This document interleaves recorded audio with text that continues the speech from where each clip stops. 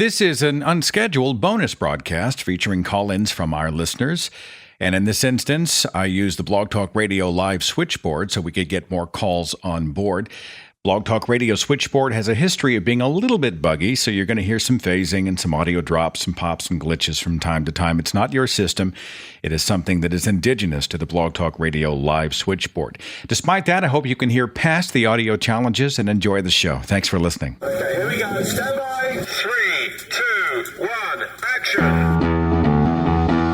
Assume nothing. Brash, bald-faced blasphemy. Question everything. I find it extremely hard to imagine.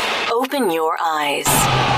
It is quite all right to be an atheist. The fastest growing group of people in the country has been measured as being those who have no belief or who are atheists. You don't have to be apologetic or quiet about it. Challenge the opposition. You see religion on 100 fronts losing the argument. And start thinking. This is the Thinking Atheist Worldwide. I don't know what I'm thinking. I have nothing prepared for the broadcast. It's an evening at home, alone, by myself. And I thought, well, why not get together with some friends? And so we're doing a You Pick the Topic show where you just bring to the table, to the switchboard, to the chat room, whatever is on your mind. I'm so excited about the opportunity to hit the road, to go out and travel again. I mean, you know, I'm good in small bursts, which is what most of the tour schedule for this year looks like. But I have been really, really excited about getting out to all these southern cities. You know, New Orleans, never had a chance to do a speaking gig in New Orleans. How much fun is that going to be? And plus, you get to go down and have chicory and beignets. Oh, my God, it's good. It's delicious. Never done it. There's powdered sugar all over the restaurant. What's the name of that place where you get the beignets in New Orleans? You go in the restaurant, there's powdered sugar everywhere. It's under the tables. It's on the tables. It's on the walls. So I'm going to go to, you got Cafe. How do you say it? Cafe Dumont. Cafe Dumont. We're going to go there and have beignets and chicory. And then after that, it's Jackson, Mississippi. That one filled up so fast, they had to change venues with double the capacity. That blew my mind. Very exciting. Then after that, it's Memphis, Tennessee. I've never done a Memphis gig before, so looking forward to being in Tennessee. And then I'm going to pop over to Springfield, Missouri, and Fort Smith, Arkansas. And the thinkingatheist.com/events has all the details. And I think some of those places would like an RSVP and you know, just so we can gauge how many folks are coming. And it's therapeutic to get out and hang out with people. It's so much fun. You make friends. I have had correspondence from people who met other people at these events. It sounds like a Hallmark commercial, I swear, and it's true. I went out, we met each other at this tour stop or convention or event, and now we're pals. And we call and Skype each other all the time, and we become fast friends. That kind of stuff happens. And, you know, it's, I think, a natural byproduct of coming together in an event where you are with rationalists and atheists and secularists and humanists. And, you know, you don't have to sit on your hands. You don't have to worry about what other people are thinking. You don't have to worry about losing your job if you talk about the things that are most passionate or most important to you, rather. And, you know, people connect and friendships are made. Anyway, it's going to be too much fun. So I hope you get a chance to be a part of that. thethinkingatheist.com/events. Enough of me blathering on. Let's find out what our listeners have to say. I'll start with the first caller on the switchboard. Area code 256. You're on the Thinking Atheist Radio podcast. Who's this? Paige. Paige, what's up? What's going on? Not much. I'm calling from North Alabama and been a long time follower of you. And one of the topics I've noticed you haven't gotten to touch on, and kind of was hoping, you know, maybe someday you could, is autism or special needs and religion. Because being in North Alabama and one of the many buckles of the Bible Belt, there's many instances of their God's special gift and such phrases. I've had people from time to time ask me to address those who have some sort of a special need or disability in relation to atheism. And I've always wondered how we'd approach that. Is it how the church frames those disabilities, how the church treats those who are navigating disability? You know, I've heard stories of people who have had one malady or disadvantage or whatever, and they're brought out in front of a church service and, you know, they're subjected to the healing prayer, and then they're made to feel that their faith wasn't strong enough whenever it didn't go right, whenever they didn't receive their healing. Hell, my father, who's deaf, was dragged in front of I don't know how many church services, and they named and claimed his healing. And at the end of the day, he had the same problem, except he just felt worse about it. Is that the kind of angle you would take, or something else? Kind of something else. And really, I don't have as much of an issue with my son, who has moderate autism. Basically, he has difficulty speaking, but he's pretty much sociable. In fact, he's trying to show me his toy puppy right now. But he doesn't really seem to care about it. Like, his mama, who is Church of Christ, tries to drag him and his little sister to church as often as possible, and she's all for it because she's neurotypical. And, you know, we've been trying to have discussions with her, but she's 3, so there's only so many conversations you can have with her. But my son, anytime he goes, he's just kind of there because there's other kids there or whatever. So for me, with him, it's not so much as a worry. He doesn't really care. But there are other families throughout who they make sure they completely smother their children in the church. Churches often will find someone with a need of any kind, and of course they want to conveniently be there to fill it, often in the name of ministry. I think often for sincerely good reasons. They really are trying to help. Many church people and church organizations are convinced that they are doing the right thing. Yeah. But, you know, some of the worst damage done is often done by the most sincere of people. I don't know. I'll make a note of it and kind of check around and see what the other listeners have to say, and maybe we'll tackle the subject down the way, okay? Oh, that would be totally awesome. Thank you, Seth. All right, take care. Area code 607. I'll try again here. You're on the Thinking Atheist Radio podcast. Is this John? It is. I don't know what happened. All right, we tried earlier. We got cut off, and I happened to see you back on the switchboard. What's going on? To sort of piggyback on what the last caller said, I think would be absolutely fascinated on some sort of discussion on the relationship between religion and the targeting or the use of people with special needs. I think that would be a really interesting conversation. It sounds like there's a lot of interest, so I'll make sure and you know, we'll see if we can approach this subject. I want to make sure I approach it with people who know what they're talking about for sure. But yeah, I'll certainly put it in my podcast notes. Thank you, man. And just one other question, completely and utterly sidebar question that has nothing to do with this. It's just something that I've been bashing around in my own head. Did you see Hacksaw Ridge? I saw the film Hacksaw Ridge, the one directed by Mel Gibson, starring Andrew Garfield.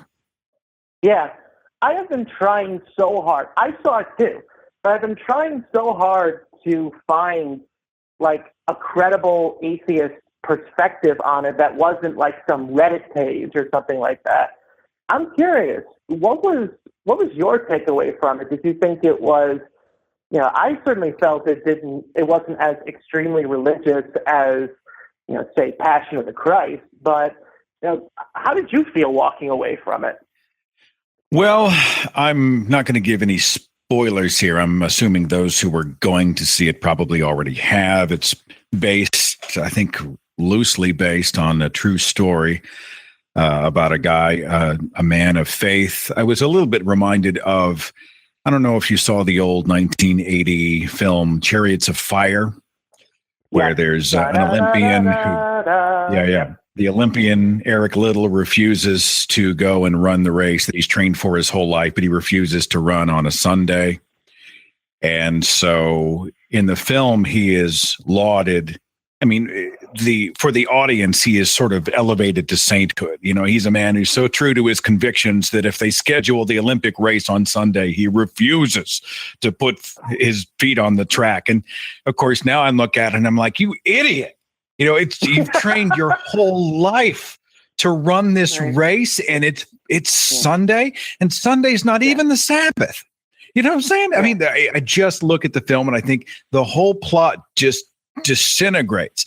Well, the idea that Andrew Garfield's character refuses to carry a gun, I get that. But there are so many larger questions about the army of righteousness and the innocent lives put into this meat grinder, and all of the idea that this one guy was sort of appointed by God as an angelic savior figure to rescue all these. I'm not trying to discount the real soldier's heroism. I'm sure it was profound and amazing, but it's obvious that Hollywood is again capitalizing on a truly valiant person's story, and it was a human endeavor. He might say that he was crying out to God or shouting to God and whatever. He very much has that right, but it's still the human being who was lifting the wounded and carrying them off to safety. It's still humans interacting with, killing, helping, saving, rescuing, giving medicine to human beings. For entertainment value, it's, I thought it was all right. Honestly, the biggest thing for me is I'm struck by how gifted Mel Gibson is as a storyteller and what a tragic story he is personally. And when he was doing the interviews to promote the film, and they would ask him about his trouble in the past and all the crazy stuff that he had done, his responses were deflective and defensive. And he had this, people have an enormous capacity to forgive. People would love if Mel said, I'm sorry I denied the Holocaust, and I'm sorry I was abusive to my partner. I'm sorry I said racist, and I'm sorry I was ugly in my heart. My life was in the toilet. I was alcoholic. I just was at rock bottom. I look at that man and I'd like to just shake him and wake him up and say, you need to be a better man. And I'm going to try to be that man for the rest of my life. I mean, people are aching for Mel Gibson to say this. And instead, he just kind of looked at the questioner like they were wasting his time. And so it's hard for me to support a guy like Mel Gibson. I was curious about the film and saw it, but I see his life as kind of a Greek tragedy unfolding in front of our lives. That's my 2 cents, and it's more like probably $2. I kind of went off on a tangent there, but I saw the film. I'm going to move on to the next caller on the switchboard. John, it's great to hear your voice. All my best up there in New York. Hopefully get a chance to shake your hand one of these days, okay? Yep, and thank you, by the way, for the video that you made for my friends directed at me at your Dallas show that I unfortunately couldn't make. So I wanted to thank you on air for that one. Oh, you bet. It was a pleasure to be able to do that greeting for you. Thanks, John. Take care. All right, take it easy. Thank you. I love the movies, and I would love to see the redemption story play out in the live. There are so few people in this world that you look at and you're like, they'll never recover.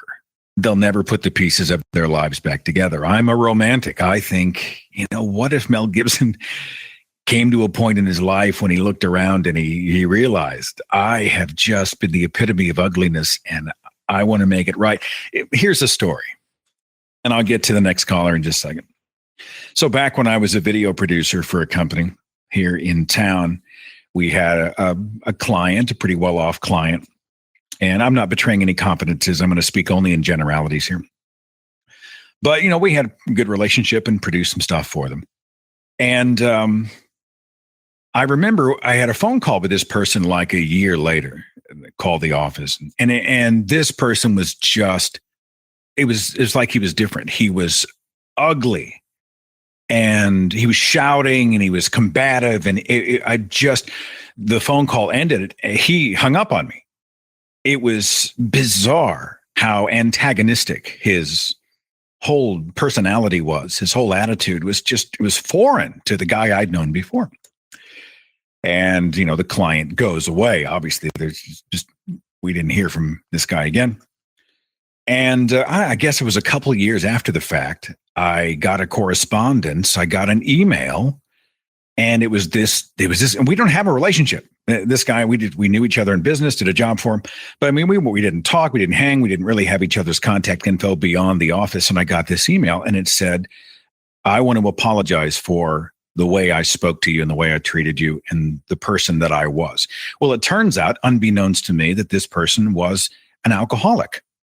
And who knows what was going on in his life at the time? Who knows how ugly things were inside the walls of his house? I mean, we can only imagine.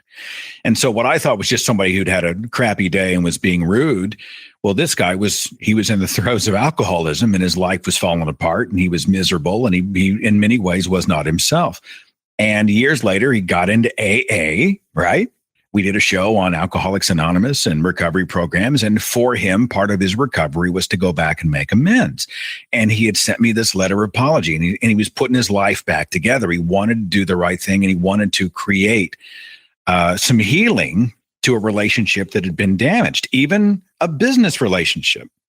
And of course, I was like, oh, no, absolutely. Don't worry about it. It's all good. I hope things are great in your life. I mean, it's just I think most people have that desire to see someone sincerely turn a corner and say, I'm going to reevaluate and try again. I'm going to try another chapter. I want life 2.0, right? I can do this, the right thing. People are hungry for that. And if people like Mel Gibson, who have just gone so far off the rails, but have so much to offer, especially, come forward and say, I blew it. I made a mistake. I screwed up. Please, work with me. I'm not going to even ask you to take my word for it. I'm going to spend every day for the rest of my life revealing to you why and how I want to be a better person. I think people are desperate for that. And people really are eager for that. And if Mel Gibson would do it, I think people would rally to his side. They have an enormous capacity to forgive, I think, most people. That's just my thing. Area code 412. You're on the Thinking Atheist radio podcast. Who's this? Hi, Seth. It's Diana Clarion. I don't know if you remember Diana, what's going on in your... Yeah, you do remember. I was an interviewee on your holiday show, the trans person who lost a family. I wanted to thank you on air for the work you did as far as going around with contacts. I got hooked up with a few people. I'm with CFI of Pittsburgh now, trying to get active there. I don't know if I had sent you an email or not. There was someone who called or contacted you concerning her daughter. She might be interested in talking to me. It turned out that, I think it was Christmas evening, she sent me a Facebook note and we started chatting. And I mentioned I just roasted a turkey. Care to come over? And she, I was just being funny. And she came back, are you inviting me for dinner? I said, why not? She actually came over for dinner. And we had a wonderful dinner that night. Good. And well, that's a story that warms my heart. I mean, talk about proof that community can happen through shows like this and coming together at conferences or whatever. I mean, people can connect, and I'm so glad you didn't have to spend the holiday alone. That just warms my heart. That's amazing. That was absolutely fortuitous. It really was. It was totally unexpected, and it was a wonderful thing. I mean, she was only able to be here for 3 or 4 hours or so, but we had a wonderful turkey dinner. She got to meet Sylvia. You may hear her in the background. I do. I do hear Sylvia. Yeah. Everybody was telling me that because the tip of her ear wasn't there, that she was TNR, trap, neuter, and release, because I took her in as a stray last year.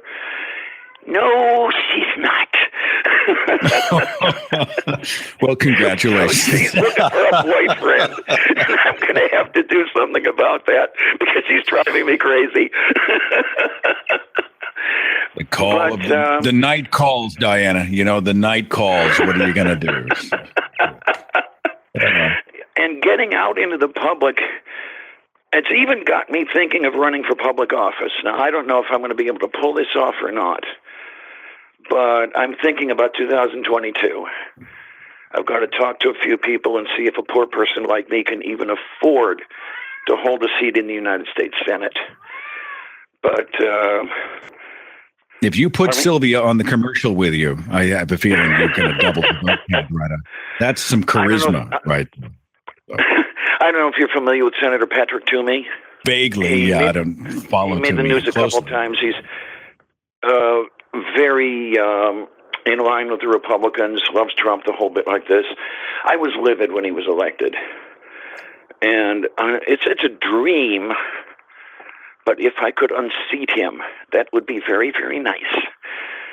Well, and someone in the chat room brought this up, Diana, that Aaron Ra is running for Texas State Senate. So you might contact Aaron and see if he's got some tips or some, he may have a leg up in this, at least a primer to get you started. I'm known by nobody at this point, so I've got to start getting around and make myself known. And even if I can't make a run for office, I'd like to do something. Change minds, be an activist, something like that. And maybe with contacts now, I might be able to do something. I'd love to. Chris on the chat room said Aaron and a group behind him has a group that provides funds for atheists who are running for seats. So that might be a starting point for you. Let's see if perhaps you can tap into that resource, and maybe Aaron's got some tips for you. Hey, that would be wonderful. Oh, when are you coming to Pittsburgh? I don't have Pittsburgh on my docket this year, but perhaps one day. I'd love to see you. It's difficult for me to get around, so if people come close to me, it's a little easier that way. But well, if they do another event in Harrisburg, then I'll try to get out that way. The folks at the what's the name of that conference in Harrisburg? I know the one you're talking about. I can't remember the name either. Yeah. I hope I'll have some. I'm going to blow my budget this year to see the solar eclipse. I'm going to Carbondale, Illinois, but hopefully I'm going to be able to get to Harrisburg one of these days. All right, my friend. Well, I'm going to move on to the next call, but I appreciate you calling in. Thanks for being a part of the show, and I will see you soon, okay? I certainly hope so, and you take care, Seth. All right, take care. Thanks. Okay. Here's an area code from my hometown, area code 918. You're on the Thinking Atheist Radio podcast. Who's this? This is Tony. Can you hear me? I can. Tony, what's going on? Oh, not much. We're just sitting around eating dinner and listening to your podcast. My family's all here, Wendy and Austin and Braden. Wonderful. Well, it's great to talk to all of you and talk with you. What's going on? What's on your mind? Well, so we're right down the street from you in Fort Gibson, about 30 minutes away. Are you getting? Are you enjoying the rain? At the moment, yeah, we've seen tornado activity over in Rogers County. Right now, mostly here, it's just been rain and hail, but things have moved out. You guys safe? We're missing most of it, but we're watching for you guys up in the north. So the reason I wanted to call is I wanted to get your perspective. My son is in the band program here in Fort Gibson. They're a great band program. Fort Gibson is the high school is affectionately known in the community as the Fort Gibson Christian Academy. If that gives you any idea of kind of where we live, I know you're pretty familiar with the area, so you probably have a pretty good understanding of that. I know that at the ball games here, even in Broken Arrow and elsewhere, which is a suburb of Tulsa, they pray before ball games. The teams come out and they have a team prayer and they do all these things. It's part of the norm. And, those who raise a stink about it are vilified as the killjoy, the buzzkill, the traitor. What's the challenge you're having specifically? Oh, that's kind of what we were running into. So recently the kids all did really well in their band competitions, and so they had an opportunity to go to Branson, kind of as a reward trip. They played there and whatnot. They raised a lot of, did area fundraisers, and we all participated in raising money. Plus, it was actually a personal cost for each student to attend this trip. It was supposed to be a 3-day full trip, and they had a big itinerary plan that basically involved a full Friday, Saturday, and Sunday. This was last week, and then just only like a day before they were supposed to leave, we all got an email that said that the Sunday was going to actually be cut short because a significant number of students had church events that night, and so the trip would be cut short. They would all be back early afternoon, so some of the students could do this church event. So I responded back to the email and kind of expressed my concern for why this is an exception being made for certain students. And I actually replied to that email, and it went to all of the parents. And you can imagine how I'm certain that went over in the community. However, I tried to keep it pretty generic, not getting into a lot of details. I was contacted by the band director who said that it wasn't that it was a religious event. It was just that there was a significant number of students who would have another obligation. So I thought it was kind of an unfair thing to do, especially since all the students had fundraised and we had put money forth. So I actually had contacted the FFRF to get an intro legal opinion, and after reading through the emails, they seemed to feel like it would probably have no legal standing simply because the band director had said that she would have been willing to cut that trip short for any significant number of students. I don't believe that. However, the burden of proof would be on me.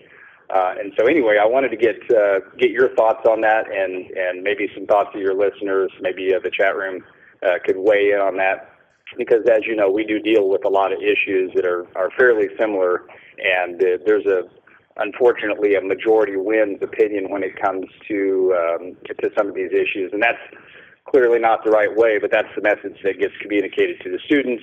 And then they kind of feel like that's how issues like this are supposed to go in a public school. So I'd love to hear your thoughts.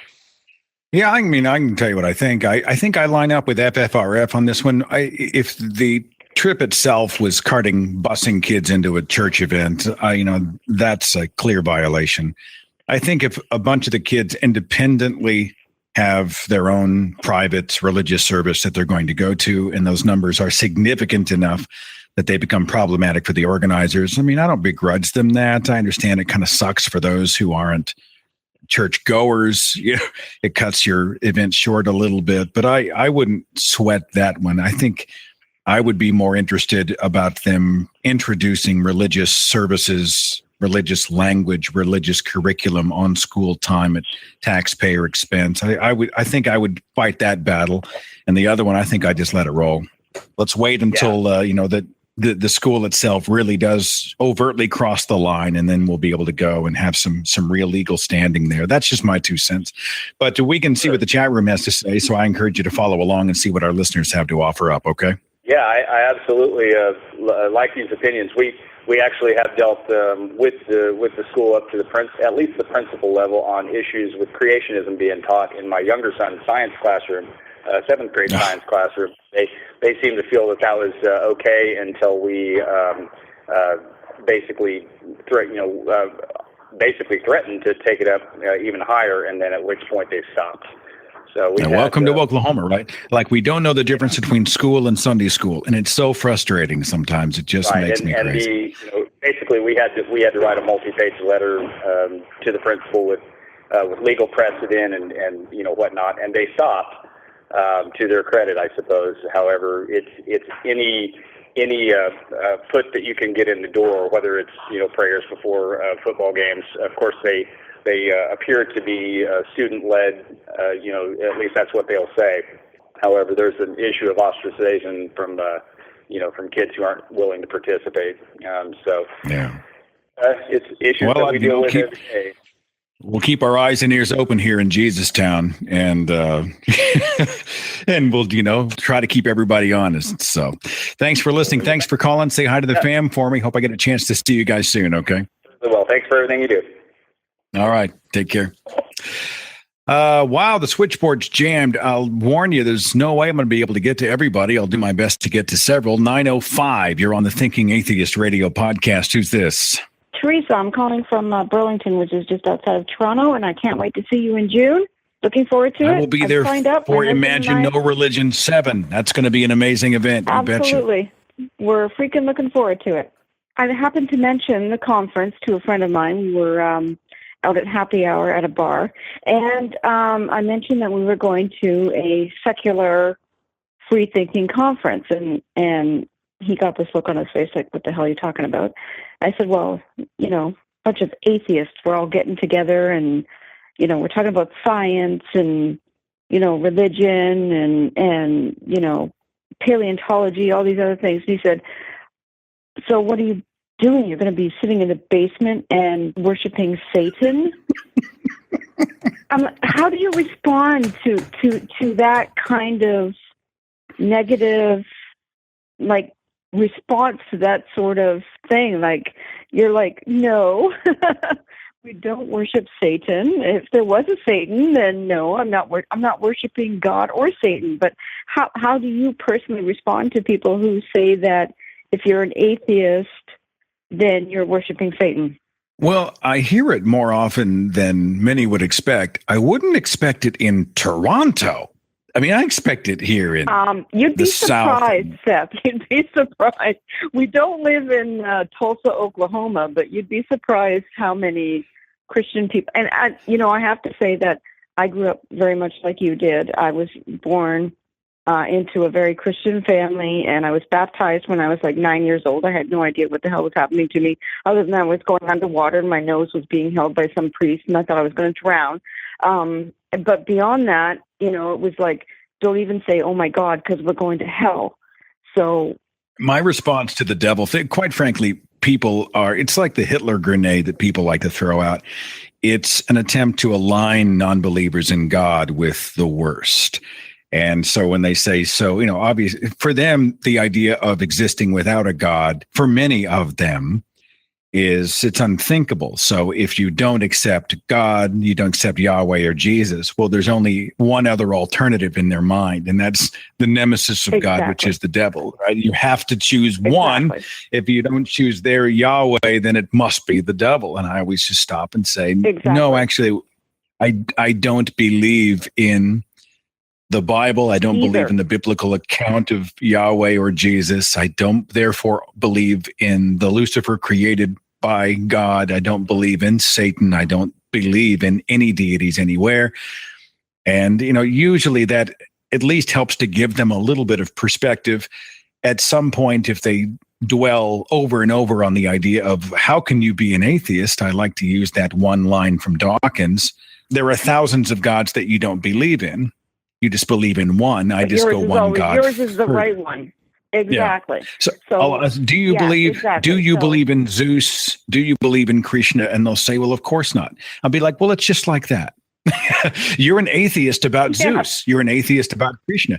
That's how I feel about Yahweh and Jesus. And sometimes you'll see a light bulb go off. They'll always preach at me, but at least it gives them some perspective. So exactly. But the whole. I have devil horns over my head and my face is red and I have a tail and a pitchfork. That's not what I'm about. But that's what people perceive when all of a sudden you say, no, I don't believe in God and I'm an atheist. It's like, oh my God, you're the devil. It's like, well, how long did they know you personally before they ask or found out about your non-belief? Because if they get to know you and they know you're a beautiful person and you love to laugh and you've got purpose in your life and you're surrounded by goodness and all of those things, and they see you in 3 dimensions as a human being and then find out you're going to a secular conference, it's a whole lot harder to brand you as evil. Well, that's what I tried to say. I tried to say, well, I'm the exact same person I was 5 days ago or 5 years ago. You've known me for 12 years. Why all of a sudden does this make me any different than I was 12 years ago? Someone who has known you for 12 years thinks that you are evil now or associating with evil. They have changed the temperature of how they treat you after over a decade. Yes. Well, I think that says a whole lot more about them. How do I respond to it says more about them than it does about you. Yeah, exactly. Quite frankly, if agreement is a condition for love and acceptance, then they're not really friends. If the fact that you have a disagreeing position than they do, and we're more acquaintances now than we are friends. I'll tell you that. All right, fair enough. The fact is that it's disheartening to know that people look at you differently when you change your point of view, regardless of how they feel. They look at you differently and they think, oh my God, like, what are you, like, wearing dark cloaks in your basement with a pentagram in your basement with candles and shit? And you're like, worshiping Satan. No, it's not. Well, sometimes any of that crap. Sometimes you will find people, they'll actually say the words, "You're an atheist, but you're so nice." And this happens more often than many would realize, right? So what's happening under the skin in their own lives? They're having to reconcile the fact that you have real beauty and goodness and purpose in your life outside of the cookie cutter that they were taught that you have to live in, and you're messing with their categories. So exactly. even if they're being awkward and bizarre, I would think under the surface, there's a real good chance that they're wrestling with some issues. They're trying to reconcile the fact that you don't fit into their cookie cutter. And, some real good might come of it over the months and years ahead. I certainly hope so. Oh, I agree.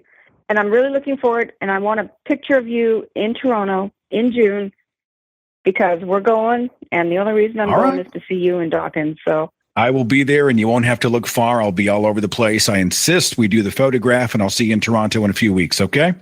7:00 on Friday night. I'll be there. Okay. All right. We'll see you that weekend. Okay. You take care. Thank you. It's imaginenoreligion.ca, by the way, if anybody wants to go. And yeah, Richard Dawkins is going to be there. Lawrence Krauss is speaking. There's a whole weekend worth of speakers. I'm doing a speech that I'm actually touring with now in these southern cities that I just mentioned earlier, called My Biggest Beef with Christianity for the Moment. And if you like the Rant podcast, where I just go off on a tangent, you're going to love this particular speech. It's kind of a crowd pleaser. It's fun to do, but I'd like to think there's also some truth in it. So imaginenoreligion.ca for that event in Toronto. Area code 404. You're on the Thinking Atheist radio podcast. Who's this? Hey, Seth, this is Chris. How are you, man? I'm well. What's going on in your world, Chris? I run a podcast, so I have a bunch of different topics to talk about with you. What do you want to talk about? I got you. Pick one. Pick one. I got three other people behind you on the switchboard. I want to make sure I get to everybody if I can. What's on your mind? What's most prevalent on your plate? To go back, a great redemption story is Robert Downey Jr. Robert Downey Jr. got busted.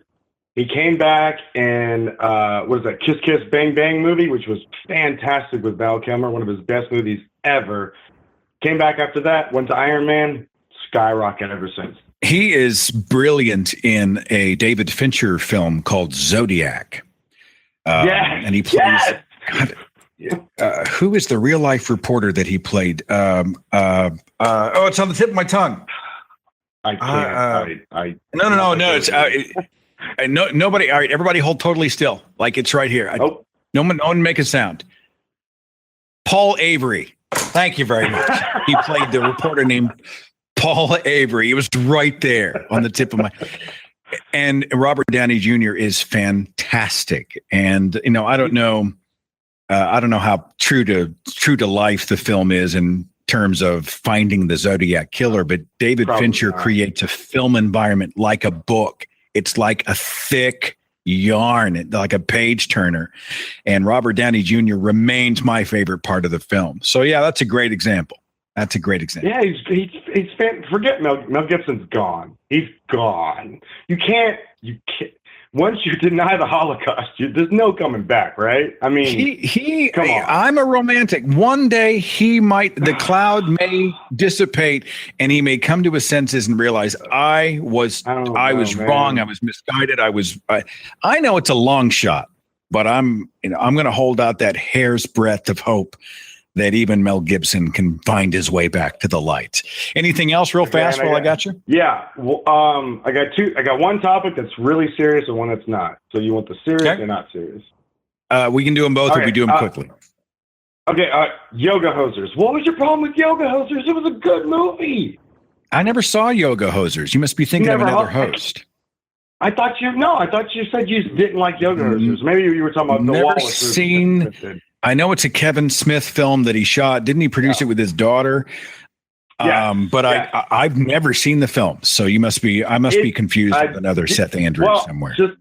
I don't know any other Seth Andrews, but give it a chance. It's on Netflix. It's free. It's very hilarious. It's ridiculous. It's just fun. Just watch it. I know you're a movie guy. I just want to mention that. And yeah, I mean, okay, I'm not a Kevin Smith guy in term like Clerks and that didn't really, but Kevin Smith's Red State for me is a must watch for anybody who's fascinated by Westboro and religious fundamentalism. So, absolutely, 100%. Do you think after all this time, do you think your podcast is still changing minds? Well, I think that question is probably better answered by somebody else. You know, I want the show to not just change minds. I wanted it to be cathartic for those who have left the faith. I want it to be a resource for people who are curious about atheism. And if you'll notice, a lot of the shows that we do are about other religions. So we are learning about things like, when we have Ron Miscavige from Scientology on, we're learning about Scientology. And when I'm doing the show in 2 weeks on the Old Testament depiction of Lucifer and how Christian churches may have gotten it wrong, we're all learning something about that. I hope it encourages people. I hope it helps to remind people that they're not alone. I have had a few people send me messages. I had one guy send me just hate mail. I hate mail, but he just destroyed me. He was just like, you're wrong, you're wrong, you're wrong, you suck, you're wrong. And then 3 or 4 years later, I got a response and it said, so I sort of went around the corner in my own life and I realized that I'm an atheist and I wanted to apologize. Wow. So I don't know how much the show was a part of that. But, if the show's not helping people, what am I good for? What's the whole show good for? So I desperately do want it to be relevant, My thought was always, there's a certain level of, okay, so we have, the top, you're the top guy, and then there's other ones after you that go after you, Cogdis and all the rest of them, atheistly speaking, all those that go after you. Is there a certain level that you're going to hit that's just going to be, now we're all just talking to everyone else? Yeah, we're going to plateau. Hey, point we're all going to. There is no producer who does this kind of work who doesn't wonder if and when there will come a day when you lose the ability to do what you do, or that people will just grow tired of you and disappear. Or if you will have covered everything that has to be covered and you have nothing left to say. These are the nightmares of people who do this kind of thing. Now, I will say that I've been in that valley at times in my life and come out, and I have real hope that, that's why this show isn't just about saying every week, there is no evidence of any God anywhere, because who would want to listen to that? This show is about real life. This show is about relationships. This show is about the things that resonate with people, the things that we can relate to as those who've been given this brief moment in the sun on planet Earth. It's about science. It's about trying to figure out the world around us. And those things, those dynamic elements, they're going to be relevant every single day. And they're going to be a little bit more fresh and new every single day. So it is my hope that we'll remain relevant indefinitely. And if the time comes and everyone grows tired of it and grows tired of me, then I'll just, I'll be like, Saul Goodman and Better Call Saul. I'll go work at the Dunkin' Donuts and just figure I had my time. I guess I'm just going to go and do something else. Time to go for the I hope sun. that day doesn't. I hope it doesn't come. Honestly, this community is my family. I have a tremendous passion for what I do. I don't know how I could not do something like this. It's part of my DNA. So if there was a time when there were no listeners left and nothing left to talk about, I don't know what I'd do with myself. I can't even begin to consider it. So in the meantime, I'll give you what I got. You have that promise, okay? Thank you, sir. I appreciate it. As a fellow podcaster, always looking up to you. Thank you, sir. I appreciate the kind words. Thank you so much. Take care.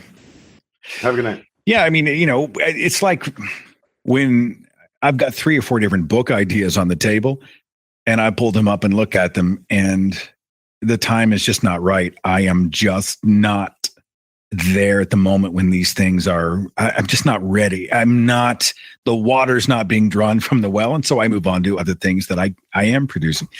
And you wonder, will there be a day when you schedule a radio show and there's a collective shrug from tens of thousands of people in the audience? I certainly hope not. But what goes up very, very well may come down. So, where's the future going to take me? I don't know. All I know is that in the time that I am here, I've made every pledge to be the best steward I can possibly be of the time and the investment and just the involvement of the people who have made this show what it is. I will never, ever, ever take you for granted. And that's all I got, That's everything I got. 937, you're on the Thinking Atheist radio podcast. What's your name? My name's Mike. Mike, thanks for calling. Hello. What's going on, man?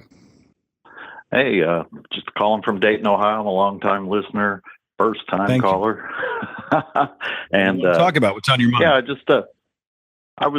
I just really was wanting to share some gratitude with you because you've, in my journey becoming an atheist, I'm a 54-year-old military guy, retired. And I was thinking of an idea while I'm saying this, that you did this show on addiction recovery, and I really enjoyed that. And then I was also thinking, like, with the military folks, how we get kind of indoctrinated when we're in there with a lot of assumptions that we're all Christian soldiers, so to speak. And I just, anyway, I don't know where that goes, but kind of nervous. But, no, I get it. I get it. We've covered atheists in the military and some of the challenges you face. And yeah, I totally understand. Right. There's a guy that we're here in Dayton, and I retired from Wright Pat, so he's a colonel, and he's trying to get involved, and he's even thinking about maybe some podcasts or something along those lines, and we're trying to kind of sort our way through that. I don't know if it'll ever happen. Probably easier for me to do than him because I'm totally disconnected from that area of my life, with the military. He's still a contractor, so he has to deal with it on a daily. And it's pretty shocking, some of the emails he sends me with the colonels and the bosses and the supervisors and the way they just, I don't know how to explain it other than just how they like to indoctrinate and assume that we all think like they do. And I know he's a controversial figure, but I've spoken with Mikey Weinstein up at the Military Religious Freedom Foundation, and he's tackling those types of things all the time. So what else on your mind, my friend? What's going on? Oh, not much. Just, like I said, just wanted to call in and thank you for when you wrote that book, Deconverted. That helped me a lot in my journey. I think I just mentioned about the addiction recovery thing. I'm in that situation as well, and it's kind of a scary place to be sometimes when I sit in there and hear all that 12-step Godspeak stuff. And but I'm getting better.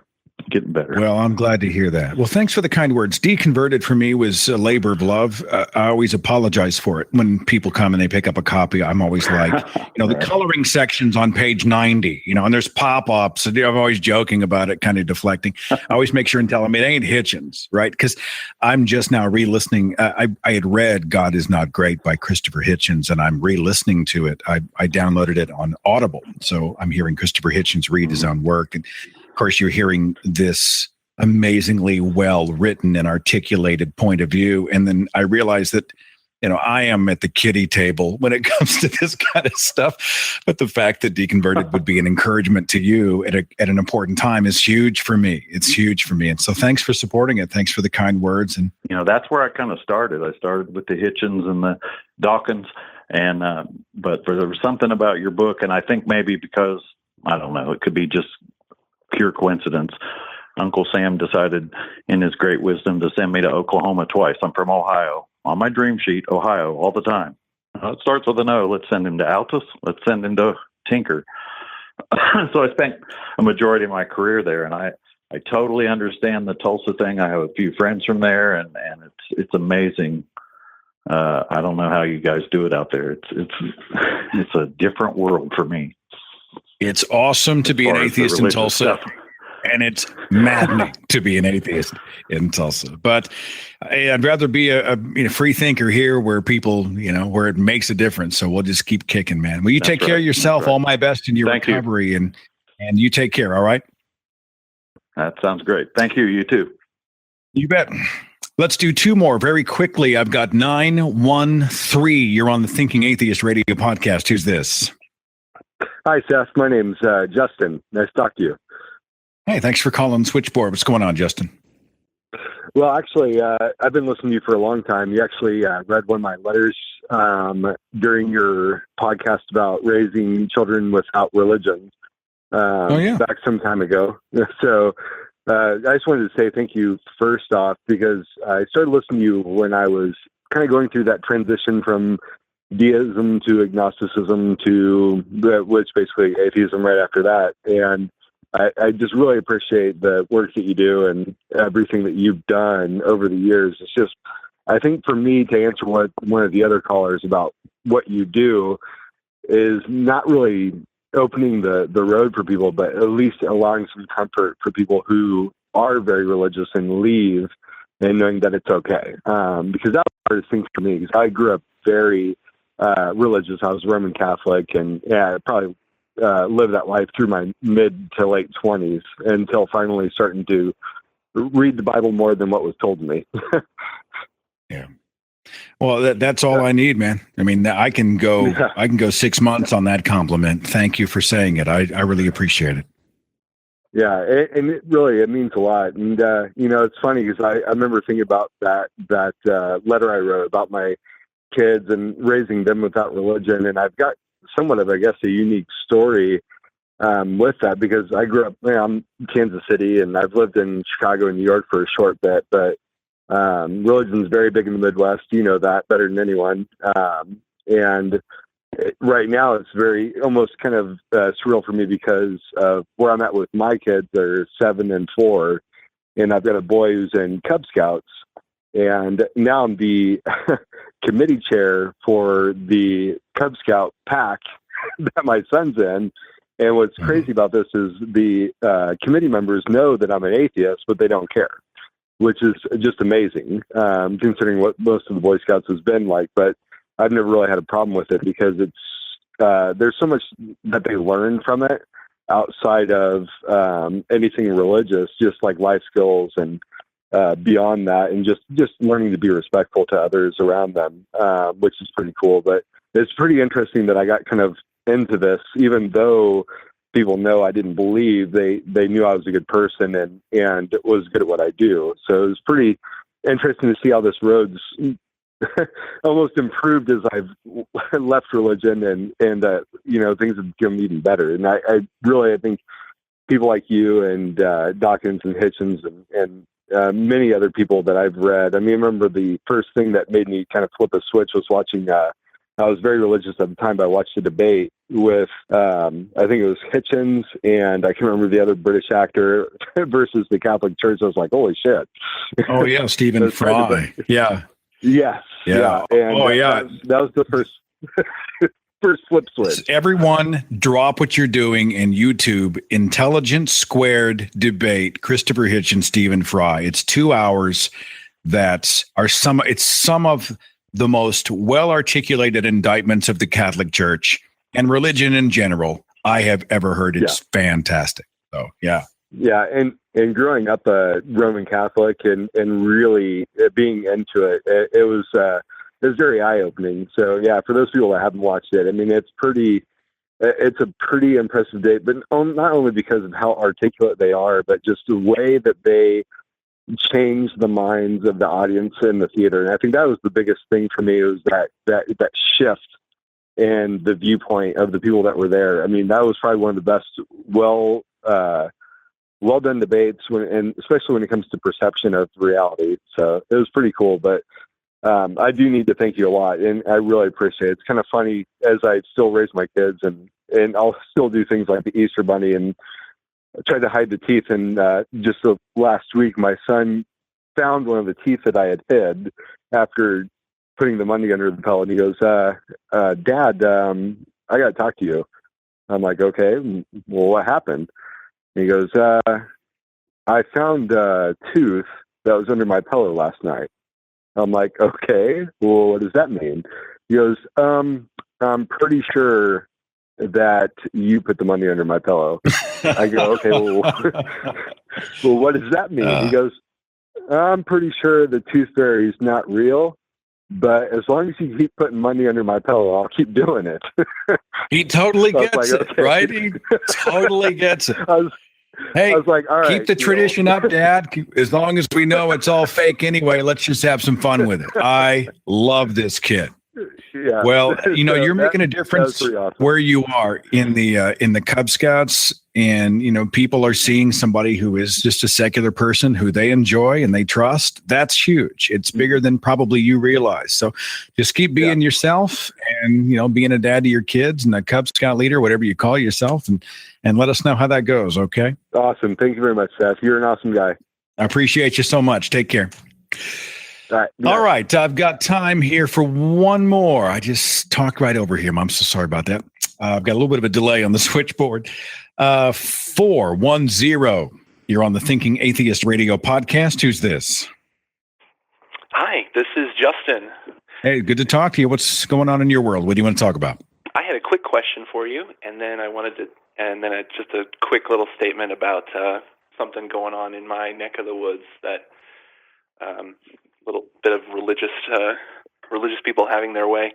But my quick question was, for someone like you, I wanted to ask this to Matt Dillahunty as well. If I ever get to meet him, I'm going to ask him the same thing. If you guys ever come to the Northeast, that's my little plug there. I know someone earlier was saying come to Alabama, so come to the Northeast, come back to the East Coast.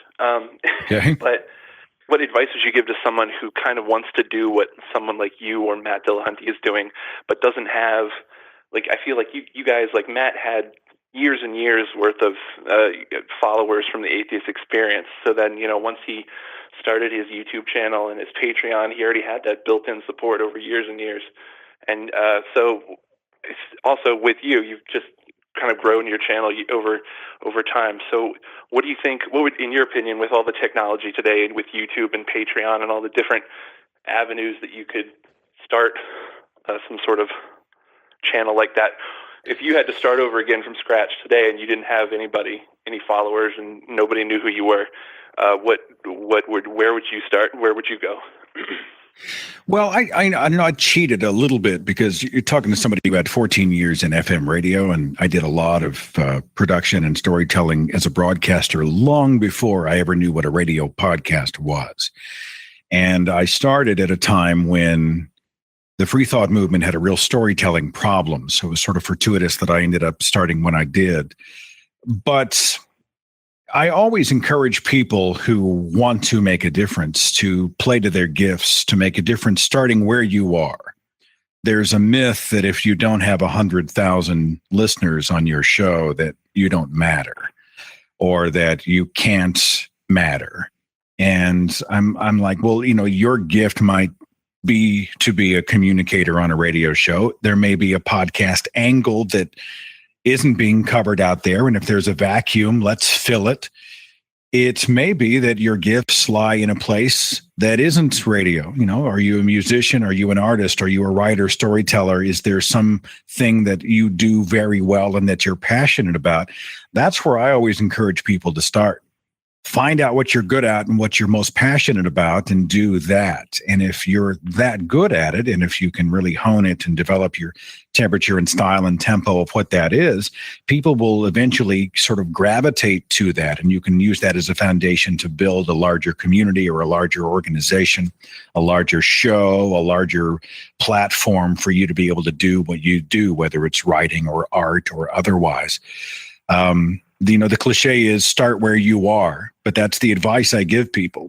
Start where you are, start small, use the small times to sort of work out the kinks, find out what you're good at, and just give it everything you've got. There are no guarantees in this world, but it's my hope that you'll be able to find a way to sustain whatever you're passionate about and go out there and be a big part of the conversation. Okay?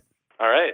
Great advice. Spoken like someone who truly is good at what they do, which is speaking. Well, you're very kind. Well, I feel like I'm cheating a little bit because I'm not giving you a lot of specifics, but the truth is that everybody is so different. Everyone is working with a different set of tools, and their background is different. They can speak to different things. They have different interests and passions.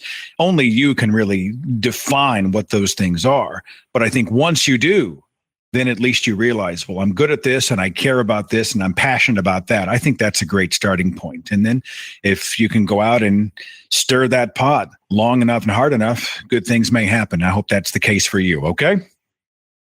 All right, thanks. And then really quickly, I just wanted to, another small thing was a lot of times we see a lot of stories today about religion versus government, and it's a lot of like big time stuff. But a lot of people, I think, sometimes forget that you can make a lot of difference in local stuff.